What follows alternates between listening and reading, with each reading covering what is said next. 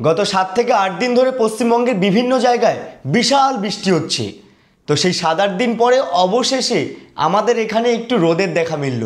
আর শুধু রোদ নয়, রোদের সাথে বৃষ্টিও হচ্ছে, মানে রোদ বৃষ্টি দুটোই একসঙ্গে হচ্ছে। আর আমি ছোটবেলায় আমার দিদা ঠাম্মার থেকে শুনেছি, যখন রোদ আর বৃষ্টি একসঙ্গে হয় তখন নাকি শিয়াল কুকুরের মিলন হয়, শিয়াল কুকুরের বিয়ে হয়। কিন্তু বর্তমান দিনে দেখছি রোদ বৃষ্টি একসঙ্গে উঠলে শিয়াল কুকুরের মিলন নয়, বিয়ে নয়, ঝামেলা হচ্ছে। কি কেমন লাগছে পাট ক্ষেতের বাঁশবাগানের শিয়াল কুকুরের ঝামেলা দেখতে?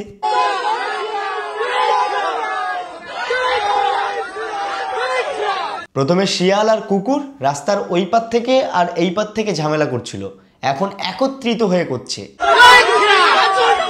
এর থেকে আমরা কি বুঝলাম? কিছুই বুঝিনি, কারণ আমরা মানুষ, আমরা বড্ডই বোকা। আমরা সব দেখতে পাই, সব শুনতে পাই, সব বুঝি, তারপরে গিয়েও এদের এই নেকামিগুলো ধরতে পারি না। কি সুন্দর লাগছে না, শিয়াল কুকুর দুজন মিলে ঝামেলা করছে। আর আমার এই উন্নয়নের অবস্থা দেখেছো? হ্যাঁ, আমি এখানে কাদা লুটোপুটি খাচ্ছি, ওই যে পেছনে কাকিমাটাকে দেখো, বুঝি দেখো শাড়ি দেখো কতটা উঁচু করে তারপরে যাইতেছে, মানে রাস্তাঘাটের অবস্থা পুরো ড্যাশ ড্যাশ হয়ে গেছে।